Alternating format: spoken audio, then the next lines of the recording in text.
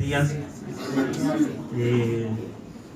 Antes de iniciar, quisiera pues hacer un anuncio bien especial, mis hermanos. Nico y Jonathan, pues como pueden ver, ya no están con nosotros, están en República Dominicana. Así que mis hermanos, pues que el Señor nos ayude, nos dé una estrategia para cómo hacerlo. Pero los hermanos que quisieran aportar monetariamente, ayudando, una ofrenda voluntaria durante este tiempo, mis hermanos, que ellos van a estar allá en ese lugar, pues se lo agradeceríamos en el Señor y sería muy útil. Vamos a ver qué podríamos hacer. No sé si podemos algo acá adelante, fondo, ¿qué? Jonathan y Nico, algo así, Fondo Nacional del Ahorro, dice. Si ponemos algo y podemos colaborarle a los hermanos y bendecirlos, mis hermanos, no solamente con nuestras oraciones, sino también con un aporte. La iglesia, mis hermanos, pues no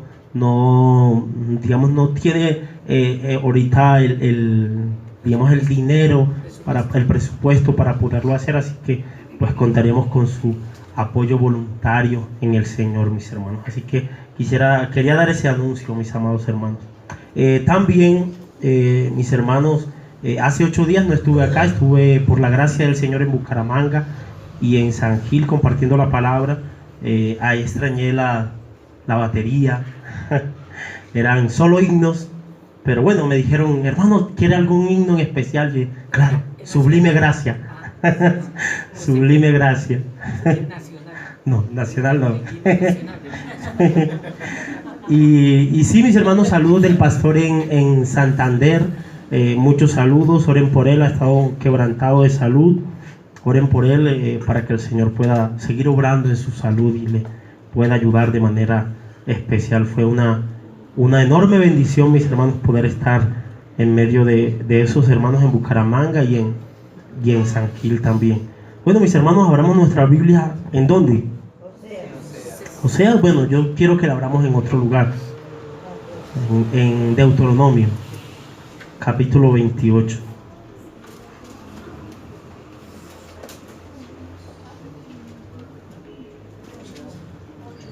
Deuteronomio, capítulo 28.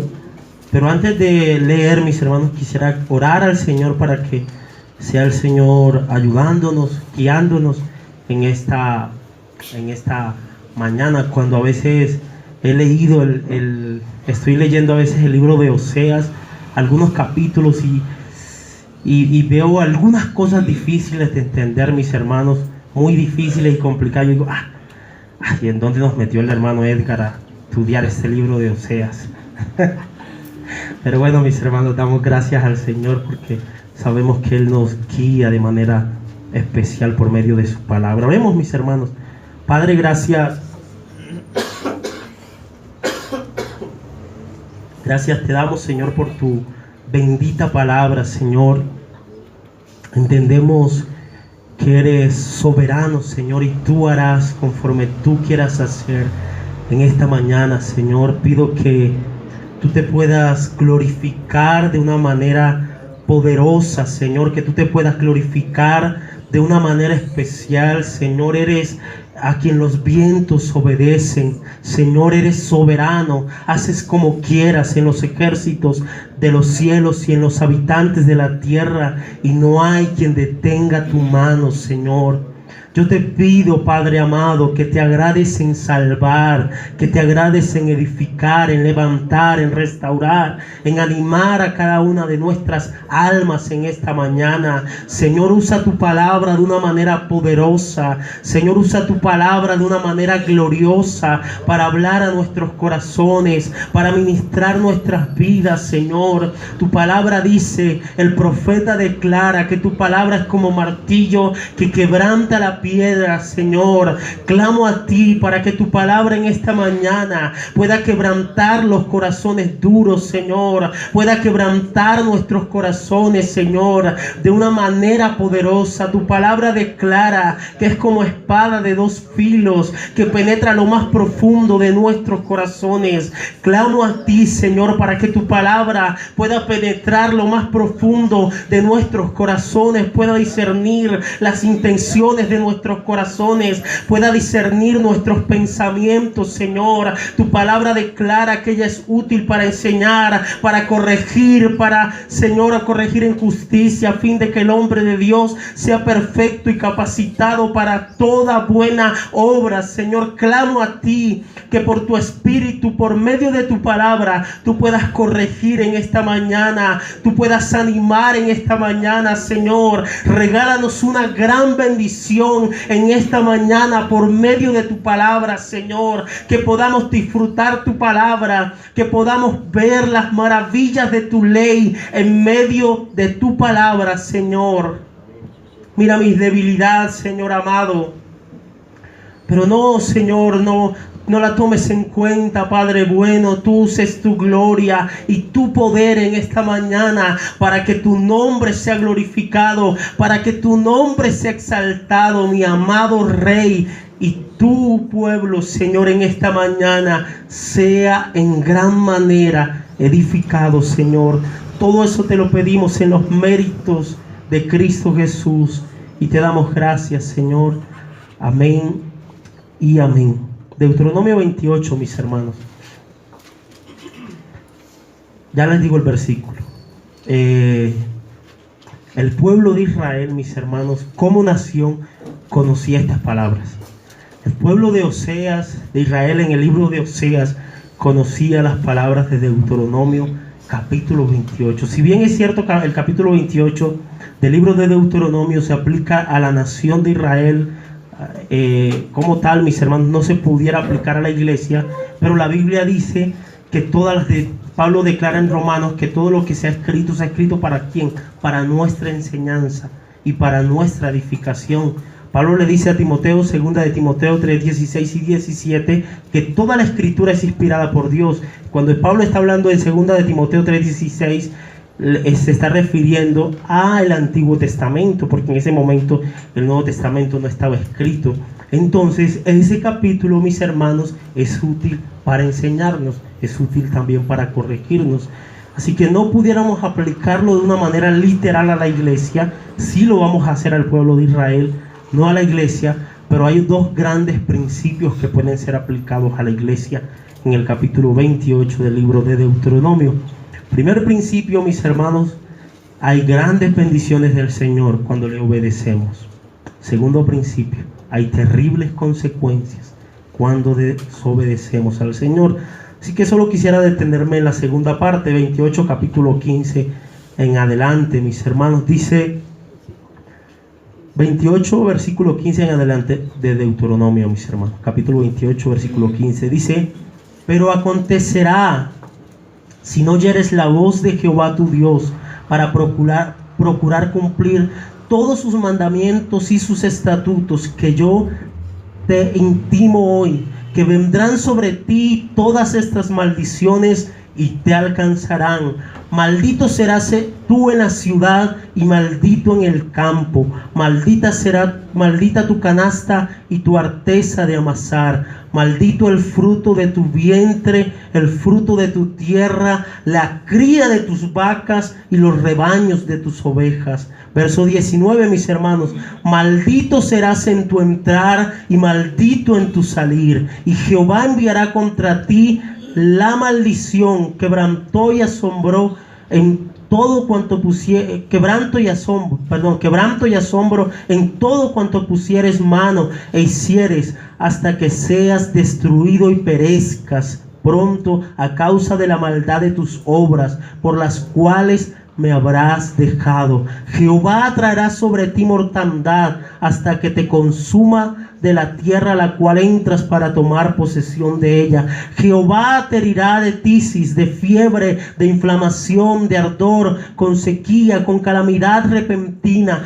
y con ayublo, y te perseguirá hasta que perezcas. Y los cielos que están sobre tu cabeza serán de bronce, y la tierra que está debajo de ti de hierro. Verso 24. Dará Jehová por lluvia tu tierra polvo, y ceniza de los cielos descenderá sobre ti hasta que perezcas. Jehová te entregará derrotado delante de tus enemigos. Por un camino saldrán contra ellos, y por 7 caminos huirás delante de ellos, y serás vejado por todos los reinos de la tierra, y tus cadáveres servirán de comida a toda ave del cielo y fiera de la tierra, y no habrá quien las espante. Verso 27. Jehová te herirá con la úlcera de Egipto, con tumores, con sarna, con comezón de que no puedas ser curado. Jehová te herirá con locura, ceguera y turbación de espíritu, y palparás a mediodía como palpa el ciego en la oscuridad, y no serás prosperado en tus caminos, y no serás en tus caminos, y no serás sino oprimido y robado todos los días, y no habrá quien te salve. Y pudiéramos seguir, mis amados hermanos. Las consecuencias de la desobediencia del pueblo serían terribles. El pueblo de Israel, mis hermanos, conocía las consecuencias de desobedecer la voz de su Dios. Sin embargo, ¿qué hizo el pueblo, mis amados hermanos? Oseas capítulo 9. Ahora sí vamos a Oseas con eso en mente. Oseas capítulo 9.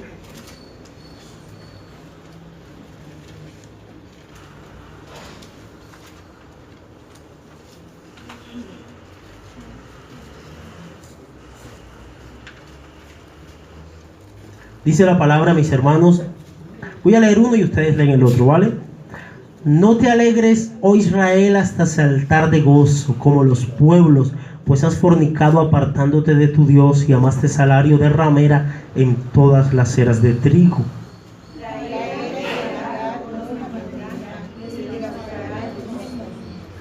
No quedarán en la tierra de Jehová, sino que volverá Efraín, Egipto y Asiria, donde comerán vianda inmunda.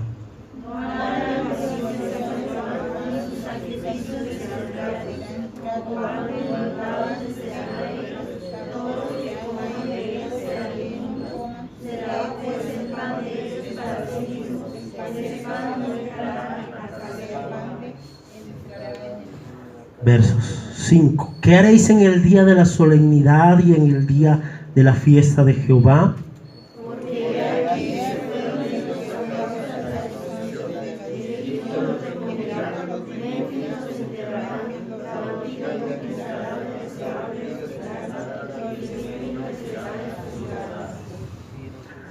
Vinieron los días del castigo, vinieron los días de la retribución, e Israel lo conocerá. Necio es el profeta, insensato es el varón de espíritu, a causa de la multitud de tu maldad y grande odio.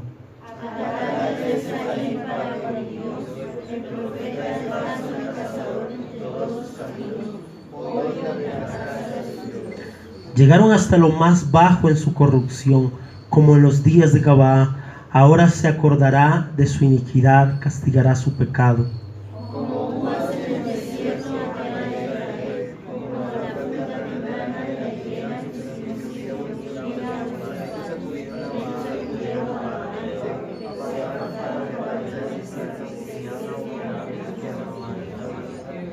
Terrible. La gloria de Efraín volará cual ave, de modo que no habrá nacimiento, ni embarazos, ni concepciones.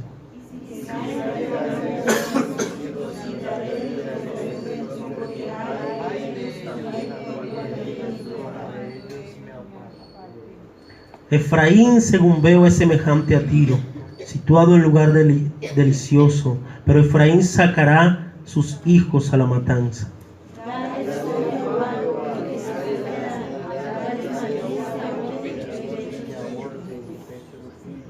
interesante. Quiero hacer un par aquí en la lectura, mis hermanos.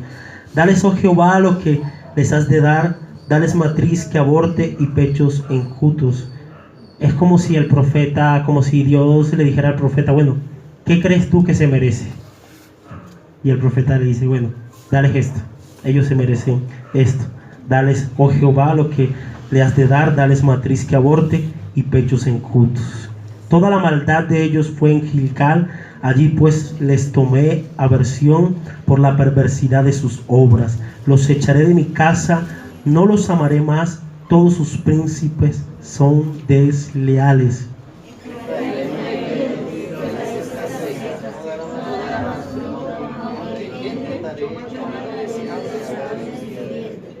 Mi Dios lo desechará porque ellos no le oyeron y andarán errantes entre las naciones. El Señor añada bendición a su palabra en esta mañana. Mis hermanos, cuando yo leo Deuteronomio capítulo 28, versículo 15 en adelante, y luego leo este pasaje, ya no me parece tan terrible, porque Deuteronomio capítulo 28, versículo 15 en adelante, es terrible, es más terrible todavía.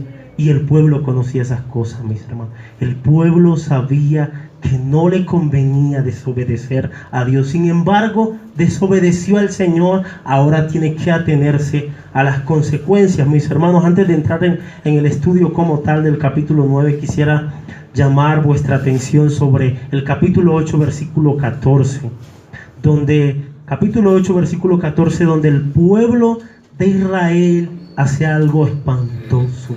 Se olvida de su hacedor, se olvida de su mayor bien, mis hermanos. Dice Santiago 1:17 que toda buena dádiva y todo don perfecto provienen de lo alto, del Padre de las luces. Así que todas las cosas buenas tienen una procedencia, mis hermanos, y la procedencia es el Señor. Todo lo bueno que podamos ver en nuestras vidas, material, espiritual, todas esas cosas provienen de quién, mis hermanos, del Señor, del Señor. Así que noten lo que está haciendo Israel. Israel se está olvidando de su mayor bien, mis hermanos. Israel se está olvidando de su mayor bien y tiene que atenerse al juicio del Señor. Voy a tratar de decir estas palabras unas 1000 veces para poner a trabajar a los chicos. No, mentira, bromeando. Mis hermanos, tiene que atenerse el pueblo de Israel al juicio del Señor, porque se había olvidado de su hacedor, se había olvidado de su gran bendición, mis hermanos. Dios era su gran bendición y ellos habían dejado a Dios a un lado. Dice un comentarista, un predicador, dice: olvidarse de Dios no necesariamente es no pensar en Dios, mis hermanos. Olvidarse de Dios es ponerlo a un lado, es poner a Dios en un rincón, es no tener a Dios en cuenta, es no tener la ley del Señor en cuenta para actuar, para vivir la vida, mis hermanos, valga la redundancia. Así que Israel acaba de hacer algo terriblemente espantoso: olvidarse de su mayor bien, mis hermanos. Imagínense, se olvidó de Dios, se alejó de Dios, dejó a Dios a un lado, su gran bendición, su gran bien. Pregunta, mis hermanos, ¿es algo sensato o insensato esto? Terriblemente insensato lo que acaba de hacer Israel. Ahora Israel debe afrontar, mis hermanos, las pérdidas de haberse olvidado de Dios. Debe afrontar todas esas cosas. Y prácticamente eso es lo que vamos a ver en el capítulo 9. Las consecuencias de haberse olvidado de Dios. Lo que trae Dios como consecuencia cuando alguien deja a Dios a un lado, cuando alguien se olvida de Él. Israel se olvidó de su hacedor. Terrible, mis hermanos, lo que está pasando. Así que con esto en mente, ahora sí quisiera que leyéramos Oseas capítulo 9, versículo 1. ¿Qué dice, mis hermanos?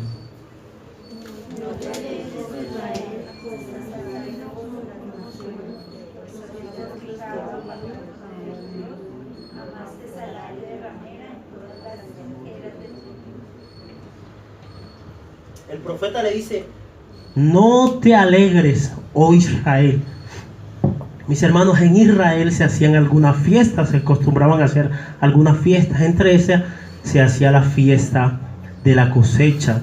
Esa fiesta surgió como un motivo de agradecimiento, de alegría y de agradecimiento a Dios por las bendiciones recibidas. Pero por el pecado del pueblo, mis hermanos, no solamente la fiesta de la cosecha, sino todas otras fiestas más, mis hermanos, se contaminaron y pasaron de ser una fiesta de gozo, de regocijo en el Señor, a ser unas fiestas de orgías en honor a los Baales o en honor a los falsos dioses. Ahora Oseas le está diciendo al pueblo: no te alegres, oh Israel. ¿Qué hacía el pueblo, mis hermanos? Israel se estaba alegrando en la cosecha, no por Dios, no en Dios, sino en sus dioses, porque Israel pensaba que su provisión, que los granos, que el fruto de la tierra venía de sus falsos dioses y no venía del Señor. Así que ellos estaban regocijando y alegrando en sus dioses, porque pensaban que su provisión venía de sus falsos dioses. Pero el profeta, con una visión clara en el Señor, les está diciendo: no se alegren, como lo hacen las demás naciones, como lo hacen las naciones paganas. Mis hermanos, las naciones paganas pues se alegraban, pero ¿en quién se alegraban? ¿En Dios? No. Se alegraban en los falsos dioses, porque pensaban que esos dioses le estaban dando el fruto de la tierra. Israel estaba haciendo lo mismo. Se estaba regocijando ya no en Dios, mis hermanos. Ya no se estaba alegrando en Dios, sino que ahora se estaba regocijando en los falsos dioses, en esos falsos dioses, porque pensaban que de allí venía su provisión. Pero Oseas le está diciendo: no te alegres. En realidad no hay un motivo para que te alegres, porque eso que tú estás haciendo, que para ti es alegría y regocijo en tus falsos dioses, que para ti es una adoración, en realidad es lo que te ha apartado de Dios. En realidad eso ha sido una idolatría terrible. En realidad es una falsa adoración que te ha ido apartándote de Dios. Mis hermanos, noten algo interesante. Israel está viendo las cosas de una manera totalmente diferente. Israel ve esta fiesta como un regocijo, como una alegría en sus falsos dioses, porque pensaban que la provisión venía de esos falsos dioses. Pero Oseas está viendo esta fiesta de una manera totalmente diferente, mis hermanos. Oseas está viendo esta fiesta como lo que era: un gran pecado, una gran ofensa delante de Dios. Terrible, mis hermanos, hasta dónde había llegado el pueblo. Lo que un día fue una fiesta que servía para honrar y glorificar el nombre de Dios, ahora se había convertido en una fiesta que ofendía terriblemente el nombre de Dios, que había llegado a convertirse en fiestas de orgías, mis hermanos. ¿Se pueden imaginar? Trayámoslo a nuestra época. Se pueden imaginar que en un momento a otro, acá en la iglesia, Dios nos guarde, mis hermanos, comenzamos a apartarnos y escuchamos a un hermano Monty acá cantando despacito, como por ahí escuchamos en una iglesia. Dice el hermano Monty, no. Para que podamos entender en dónde había caído el pueblo, mis hermanos. Lo que un día fue solemne, lo que un día fue un motivo de alegría y de regocijo en el Señor, en el Dios verdadero, ahora se había degradado de una manera impresionante, mis hermanos. Supongamos eso, que de un momento a otro comienzan a cantar despacito y por ahí comienzan a bailar los hermanos y las hermanas y comienzan a apartarse, y el culto comienza a mezclarse de una manera terrible. ¿Hasta dónde tuvo que mezclarse el culto del pueblo de Israel para llegarse a convertir en cultos de orgías, mis hermanos? ¿Hasta dónde? ¿Hasta dónde tuvo que llegar el pueblo en su pecado? ¿Hasta dónde tuvo que llegar el pueblo en su degradación para llegar a cometer hechos tan vergonzosos, mis hermanos? Terrible, ¿no? Por eso Oseas tiene una visión diferente y le dice: no te alegres. No te alegres, oh Israel, porque en realidad esas fiestas ya no son un motivo de alegría. Al contrario, mis hermanos, eran un motivo de tristeza. porque estaban ofendiendo al Dios vivo, al que vive y reina por los siglos de los siglos. Amén, mis hermanos. No era un motivo de alegría, era un motivo de tristeza. Dice: no te alegres, oh Israel, hasta saltar de gozo como los pueblos, dicen otras traducciones, como las demás naciones, pues has fornicado apartándote de tu Dios. Terrible, ¿no? No te alegres. Este pueblo estaba haciendo lo mismo que hacían las demás naciones paganas. ¿Cuál era el propósito de Dios, mis hermanos? Que ellos fueran diferentes al resto de las naciones. Pero ahora Israel se estaba pareciendo cada vez más al resto de las naciones. Y Oseas le dice: no te alegres. No te alegres, oh Israel, como lo hacen las demás naciones.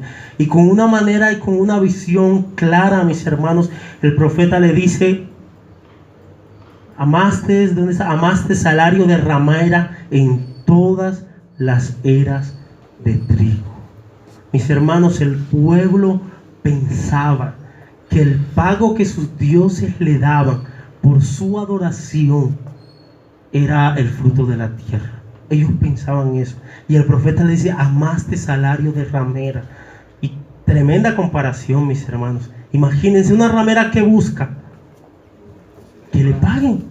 Que le paguen. Eso era lo que amaba el pueblo de Israel. Ellos amaban el salario, ellos amaban el fruto de la tierra, y por eso adoraron a estos dioses, por eso se rendían a estos dioses, por eso llegaron a actos vergonzosos como orgías en sus cultos. Mis hermanos, terrible. Miren lo que dice Matthew Henry. Dice: los reconocidos como idólatras son los que aman la recompensa en harina más que la recompensa del favor de Dios y la vida eterna. Los reconocidos como idólatras son los que aman la recompensa en harina más que la vida eterna, más que las bendiciones de Dios. Terrible, mis hermanos, hasta dónde había llegado el pueblo. Aplicación, mis hermanos: Dios nos dé la gracia en esta mañana para ver con claridad. Recuerden que ahí en el texto vemos dos maneras de ver las cosas. ¿Cómo veía el pueblo de Israel ese asunto? Normal, mis hermanos, como una adoración normal. ¿Cómo lo veía Oseas, mis hermanos? Como algo terrible que los había apartado del Señor. Mis hermanos, Dios nos dé la gracia para ver el pecado como lo que es, algo terrible que nos aleja del Señor, que nos aparta del Señor. A veces nuestra visión se nubla y vemos el pecado como algo muy sencillo, como que eso no es tan grande, como que eso no es tan grave, mis hermanos. Cualquier pecado, por muy sencillo que parezca, es algo que ofende terriblemente a nuestro Creador, es algo que ofende terriblemente a nuestro Dios, y es algo que nos va alejando del Señor progresivamente, mis hermanos. El pecado, Dios nos dé la gracia para ver con claridad estas cosas, y Dios nos dé la gracia, mis hermanos, para ver al Eterno, para no quitar la vista del Eterno, para no amar cosas superficiales, para no amar recompensa en harina, como dice Matthew Henry. Dios nos dé la gracia para amar lo que realmente es importante. Tristemente, escuchaba a un mal predicador. Solamente mi esposa sabe quién es el predicador. Escuchaba un mal predicador, por vuestras conciencias no lo voy a hacer, pero escuchaba un mal predicador decir lo siguiente: yo no quiero que Dios me dé tesoros en el cielo. Yo quiero que Dios me dé tesoros en esta tierra. Dice Motilla, ya sé cuál es. Yo no quiero. Terrible, mis hermanos.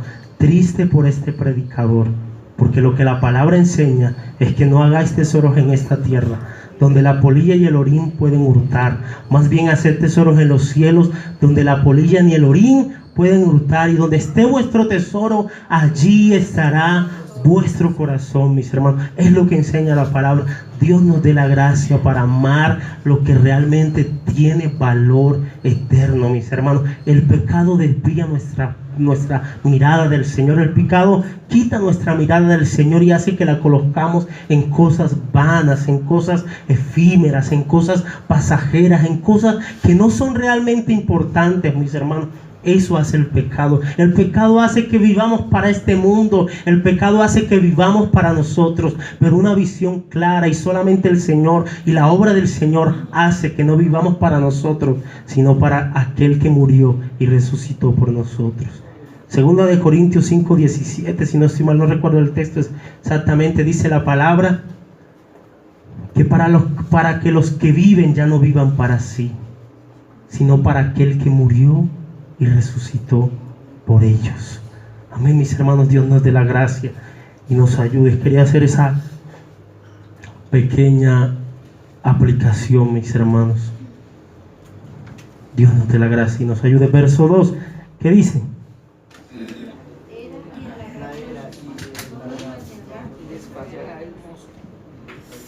Comienzan los juicios del Señor, mis hermanos.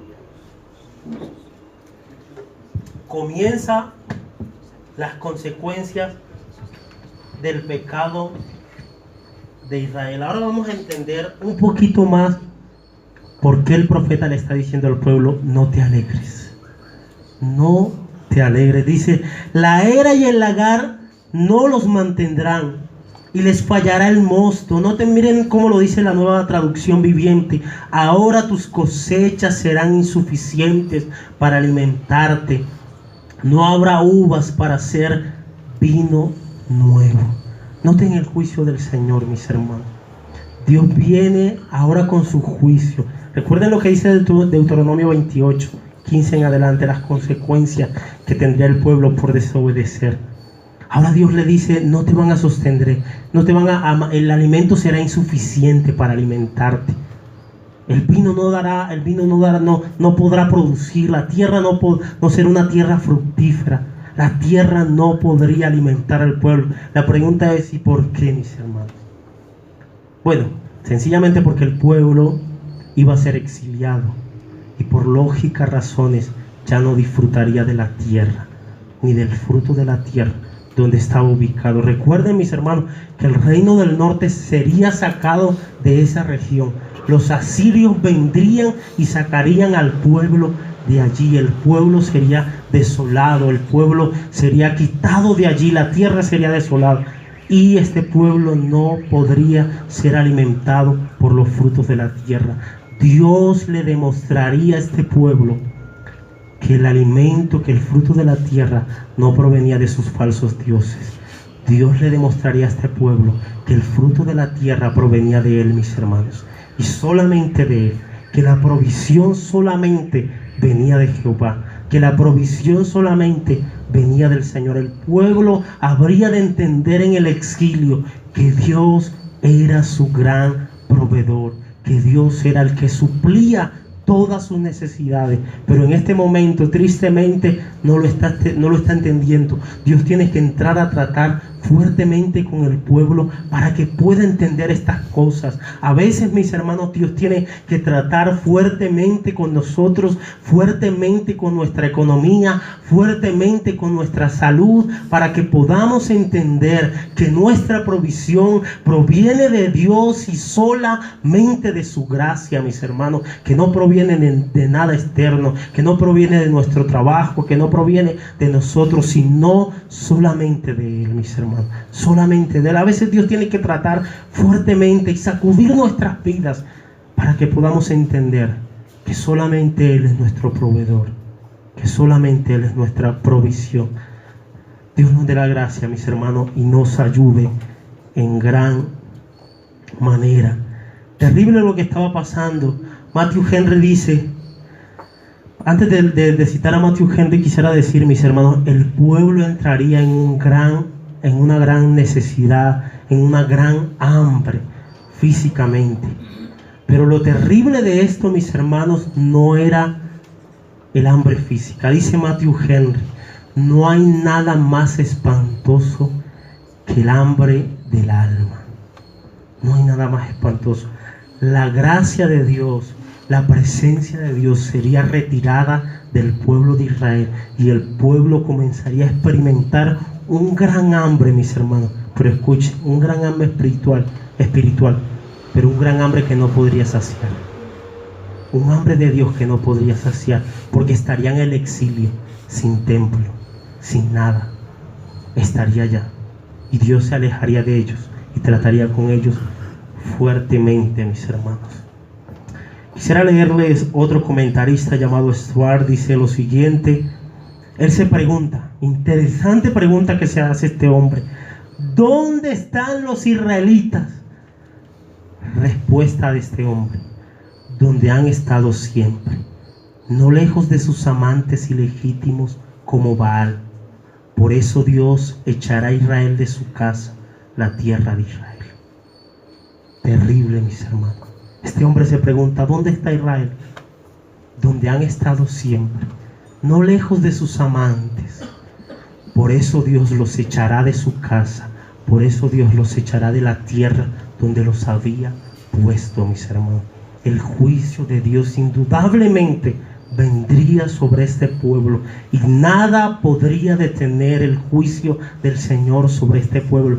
Nada, mis hermanos. A veces solamente conocemos una faceta del Señor, el que Dios es amor, amor, amor, amor, amor, pero se nos olvida que Dios también es fuego consumidor. Se nos olvida que Dios es un Dios de justicia, y como justo tendrá que castigar al pecador, como justo tendrá que derramar sus juicios sobre el pecador, mis hermanos. Solamente pareciera que tuviéramos una parte del carácter de Dios. Pareciera que Dios solamente fuera amor, y se nos olvida que Dios también es fuego consumidor, mis hermanos. Horrenda cosa, dice la palabra, es caer en las manos de un Dios vivo, mis hermanos. Horrenda cosa es caer en las manos de un Dios vivo. Dios nos ayude. Dice Matthew Henry: nadie puede tener la expectativa de habitar en la tierra del Señor si no está sujeto a las leyes de Jehová o influido por su amor. Ninguno, mis hermanos. El pueblo de Israel no podría tener la expectativa de permanecer en la tierra. ¿Por qué, mis hermanos?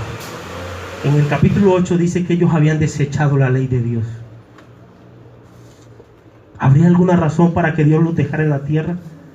No, mis hermanos. Dios los sacaría de esa tierra y trataría fuertemente con ellos.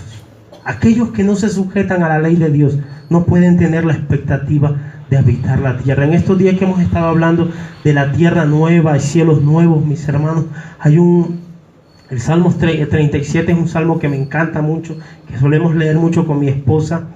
Mis hermanos, este salmo comienza hablando, y el salmista pareciera que se sintiera un poco mal porque el impío prospera, porque el impío le va bien y a él no le va tan bien. Al justo no le va bien, pero al impío pareciera que le fuera bien en esta tierra. Pero al final del salmo, mis hermanos, el Señor le hace entender al salmista que al final el impío será desarraigado de la tierra, pero los justos heredarán la tierra. Nosotros heredaremos la tierra. No es alegría para nosotros en esta mañana. Un día habitaremos en esta tierra, pero es menester sujetarnos a la ley del Señor. Es necesario sujetarnos a la ley y a los mandamientos de Dios, mis hermanos. Ninguno que no se sujete a esa ley, ninguno que quiera vivir sin ley, puede tener esa expectativa de un día poder estar en esos cielos nuevos y en esa tierra nueva, reinando con el Rey de Reyes y Señor de Señores. Amén, mis hermanos. Hay algunos que quieren vivir la vida como quieran, vivir la vida en esta tierra, estar en su pecado, practicar su pecado y al final pretender permanecer en esta tierra. Esas personas no pueden tener esa expectativa si no se sujetan a la ley de nuestro buen Dios, mis hermanos. Verso 3. ¿Qué dice, mis amados hermanos?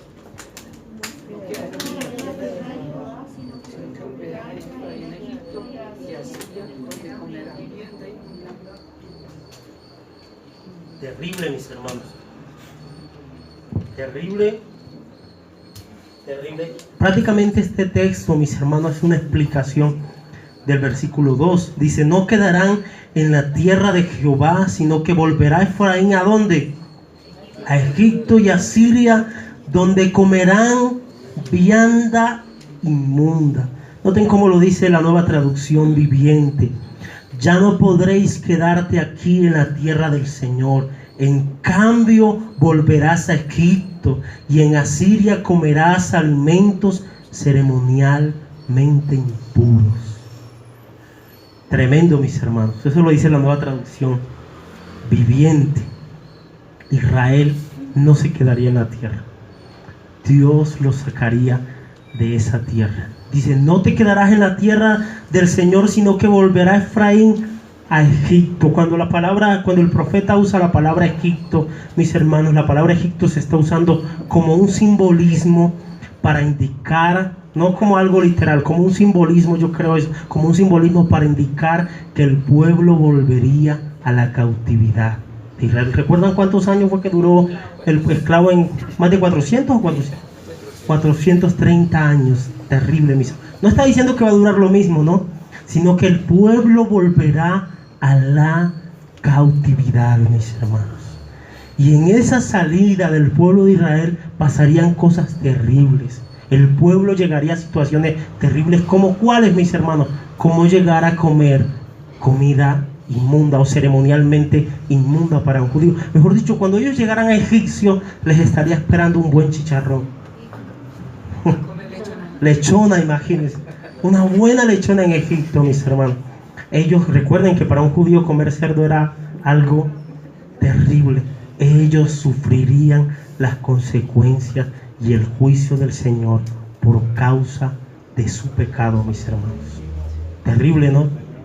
Cuando pensaba en esto, mis hermanos, le decía a mi esposa que en los escritos que tengo allí colocaba hermanos venezolanos. Yo decía, pero hermanos venezolanos, bueno, hermanos bolivarianos.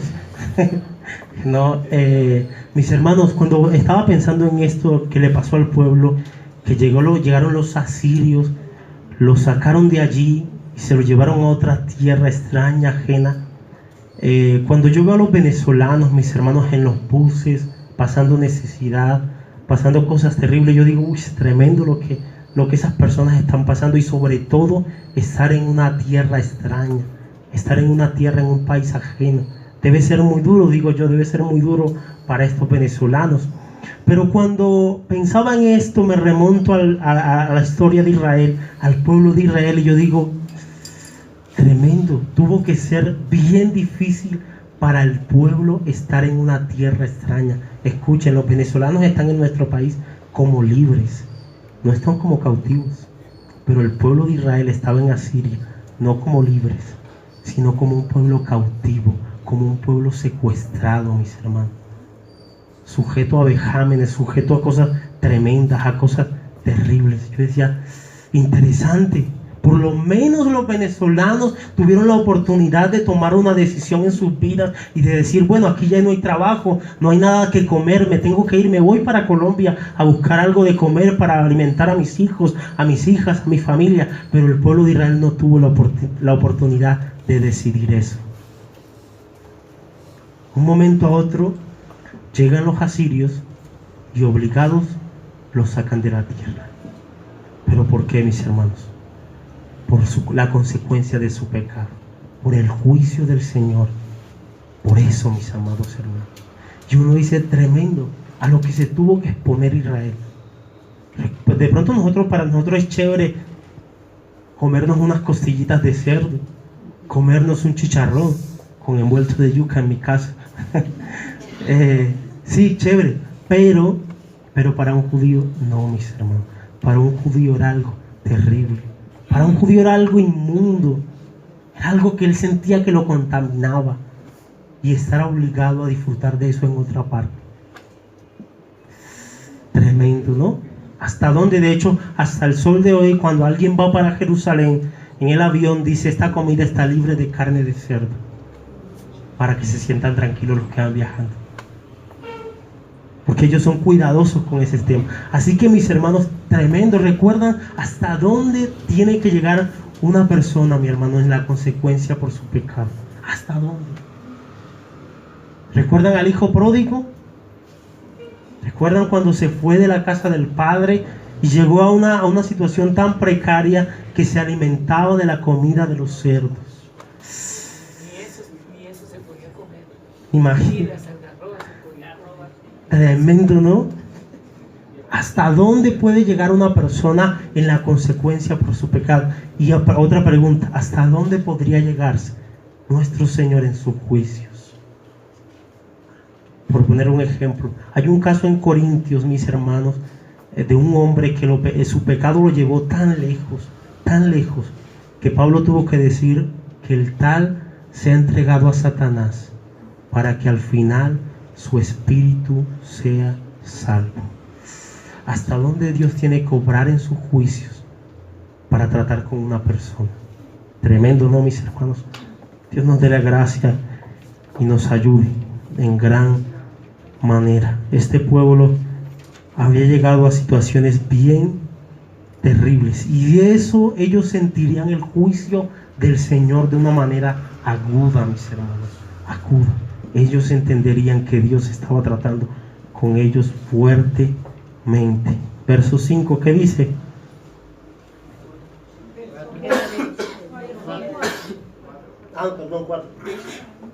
¿Qué dice, mis hermanos? Como pan de enlutados le serán a ellos, todos los que coman de él serán inmundos, será pues el pan de ellos para sí mismos, ese pan no entrará en la casa de Jehová. Tremendo, mis amados hermanos. Dice, no harán libaciones a Jehová, ni sus sacrificios les serán gratos.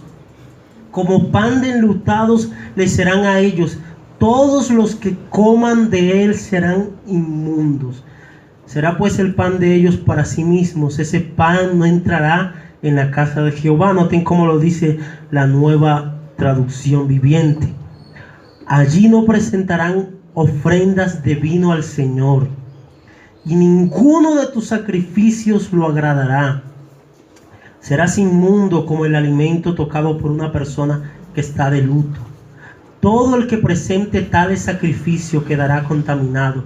Ellos mismos podrán comer esta comida, pero no podrán ofrecerlas al Señor. Tremendo, mis hermanos. Ellos no podrían hacer una ofrenda agradable para el Señor. No podrían, sencillamente no estaba el templo, estaban fuera de la tierra. Mis hermanos, las condiciones externas no se prestaban para presentar una ofrenda agradable delante del Señor. Recuerden que aquí, mis hermanos, el profeta ya le está comenzando a hablar del exilio. Ellos serían exiliados, y cuando estuvieran en Asiria, mis hermanos, ellos no podrían presentar una ofrenda agradable delante de Dios. Sus sacrificios no serían gratos. ¿Recuerdan lo que dice Isaías en cierto momento? Dice que hay un momento en que Dios se aborrece de los sacrificios del pueblo, que quisiera vomitar. Tremendo, ¿no? Hay un momento en que los sacrificios del pueblo le son tan desagradables a Dios que quisiera vomitar, que Dios no lo soporta. Terrible, mis hermanos, hasta dónde había llegado el pueblo en su condición. Los sacrificios serían desagradables delante de Dios. Ellos no podrían presentar una ofrenda agradable. Posiblemente la ofrenda de libación era aquella que se asaba la carne, se le echaba harina y se le rociaba un poco de vino, y ya botaba un olor grato, un olor agradable, y esa era una ofrenda agradable delante del Señor. Ellos no podrían hacer eso. No podrían hacer eso en Asiria, mis hermanos. Ellos no podrían presentar una ofrenda agradable delante del Señor. Yo no sé, mis hermanos, pero tuvo que sentir el pueblo una gran impotencia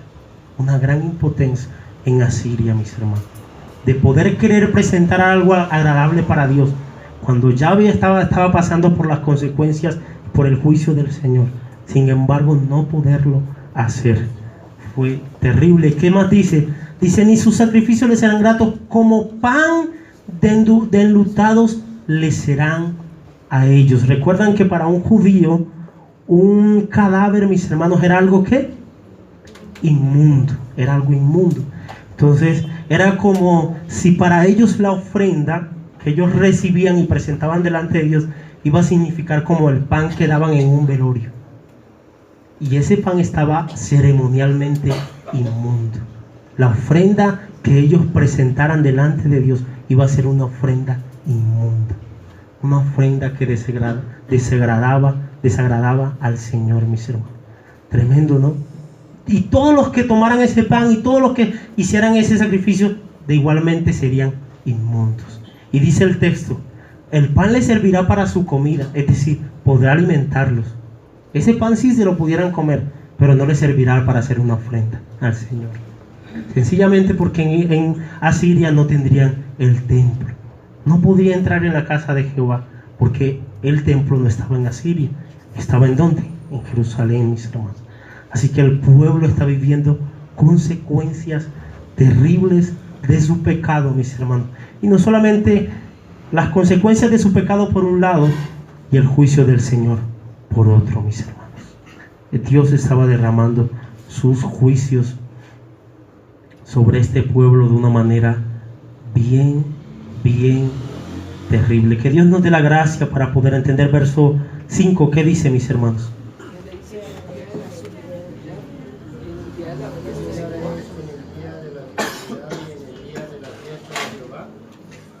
Tremendo, ¿no? ¿Qué haréis en el día de la solemnidad y en el día de la fiesta de Jehová? Para este texto pudiera significar, mis hermanos, que el pueblo en Asiria ya no podría hacer fiestas, ya no podría hacer sacrificios. O también pudiera significar que si pudiera hacer sacrificios en Asiria o fiestas, esos sacrificios no tendrían el gozo del Señor, no tendrían la justicia del Señor. Serían sacrificios vacíos, sin gozo, sin alegría, sin nada. Ellos pudieran saltar, ellos pudieran hacer lo que quisieran hacer, pero no habría gozo en eso, mis hermanos. No habría gozo. Dios se había apartado de ellos. Ellos se habían olvidado de Dios. Y todo lo que ellos pudieran hacer externamente sería algo vacío, mis hermanos. No sé si de pronto han visto algunas personas cuando están en un público, en televisión, hay una persona fuera de cámara que está animando a la gente. Y que la gente tiene que aplaudir, mejor dicho, aunque la persona esté lo más desanimada que pueda estar, tiene que aplaudir. Y aunque no quiera gritar, tiene que gritar. Bueno, el pueblo sería algo parecido. Ellos podrían gritar, podrían hacer todo, pero no tendría sentido eso. No tendría sentido gritar, no tendría sentido bailar, no tendría sentido adorar, porque la presencia de Dios no estaría allí. Tremendo, ¿no? ¿Qué harás en tus fiestas? ¿Qué harás en tus días? ¿Qué harás? Pregunta el profeta. Terrible, mis hermanos, hasta dónde había llegado la situación del pueblo. Verso 6 dice, porque aquí se fueron ellos a causa de la destrucción. Egipto los recogerá, Menfis los enterrará, la ortiga conquistará lo deseable de su plata, y espino crecerá en su morada. La frase, porque aquí se fueron ellos a causa de la destrucción, esta frase significa que los israelitas estarían sujetos al exilio. Los israelitas estarían sujetos al exilio. Dice, Egipto los recogerá, Menfis los enterrará. Nuevamente, mis hermanos, Egipto y Menfis, que era un lugar de Egipto, es un simbolismo para indicar que el pueblo entraría en una cautividad, mis hermanos, en una cautividad terrible. Y noten lo que dice, la ortiga conquistará lo deseable de su plata, y espinos crecerá en su morada. La tierra sería desolada, y el pueblo de Israel entendería que su gloria no era su poderío militar, que su gloria no eran los frutos de la tierra, que su verdadera gloria era el Señor, y que si algún día ellos tuvieron algo en su tierra, si algún día ellos fueron algo, mis hermanos, solamente fueron algo por la misericordia de Dios, solamente fueron algo porque Dios los bendijo, porque a Dios le plació. Pero en este momento, mis hermanos, ellos se han olvidado de Dios y Dios se ha alejado de ellos. Como diría alguien, la bendición de Dios se ha alejado de ellos, y cuando la bendición de Dios se aleja de alguien, mis amados hermanos, hasta los niños perecerán, dice un comentarista. Hasta los niños perecerán, la tierra perecerá, todo perecerá, mis hermanos. La bendición de Dios, su mayor bien, el Rey de Reyes, Dios, el Dios vivo del cielo, se había alejado de ellos, mis hermanos. Ahora la tierra sería desolada. Ahora ellos se darían cuenta que lo que un día tuvieron solamente se debió a quién, a Dios. Y ahora ellos experimentarían la ira del Señor, el juicio de Dios. Me encanta como lo dice Matthew Henry, dice lo siguiente: la ira divina seca hasta la raíz y marchita el fruto de todas las consolaciones.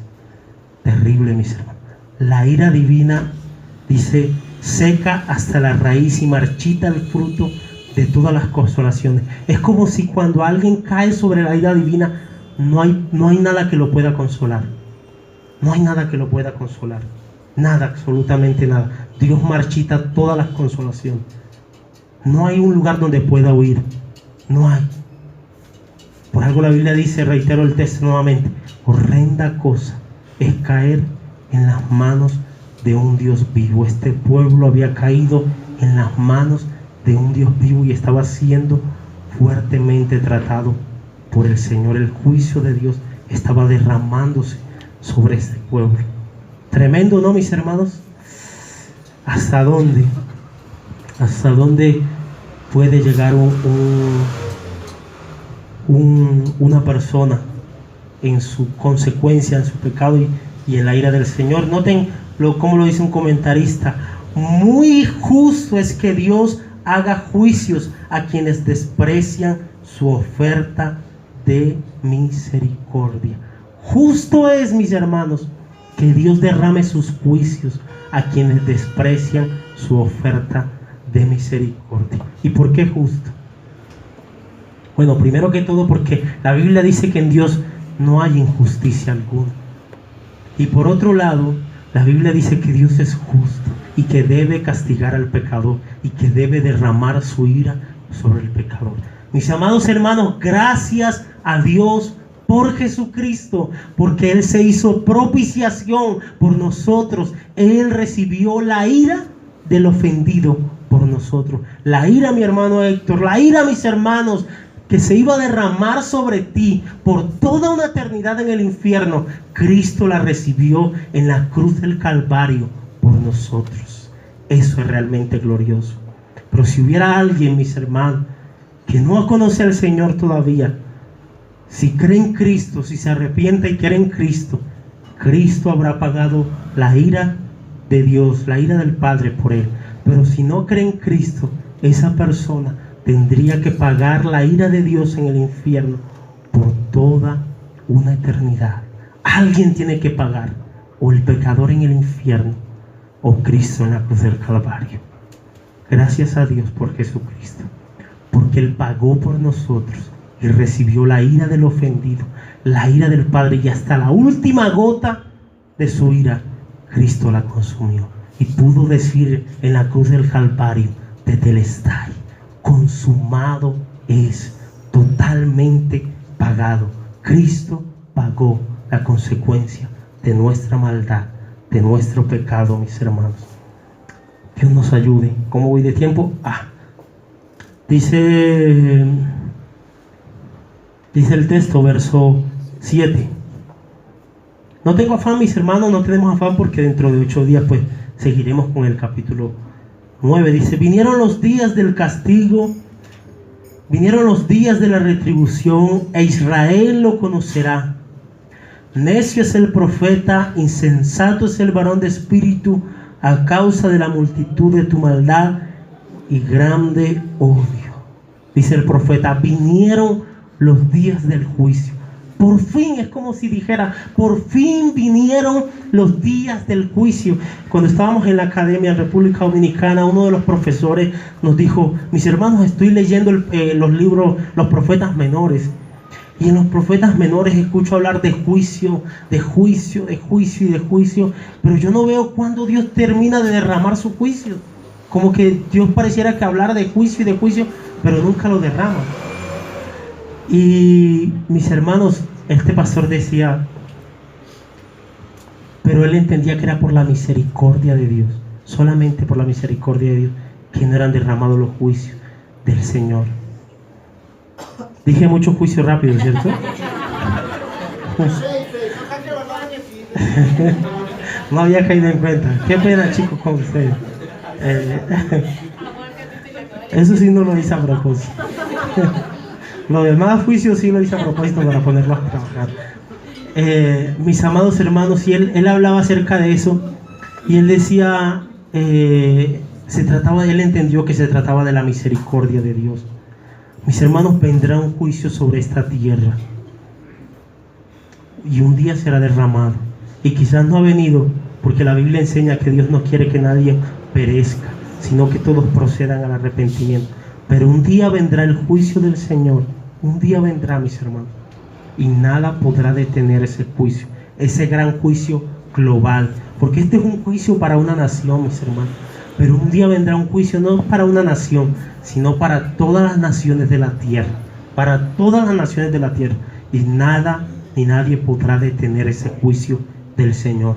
Dios lo derramará sobre la tierra, mis hermanos. Que Dios nos dé la gracia para poderlo entender. Dice, como que más dice, mis hermanos, vinieron los días del castigo, vinieron los días de la retribución. Cuando dice los días de la retribución, en el hebreo, mis hermanos, la palabra hebrea da la idea de que el pueblo era merecedor de ese castigo.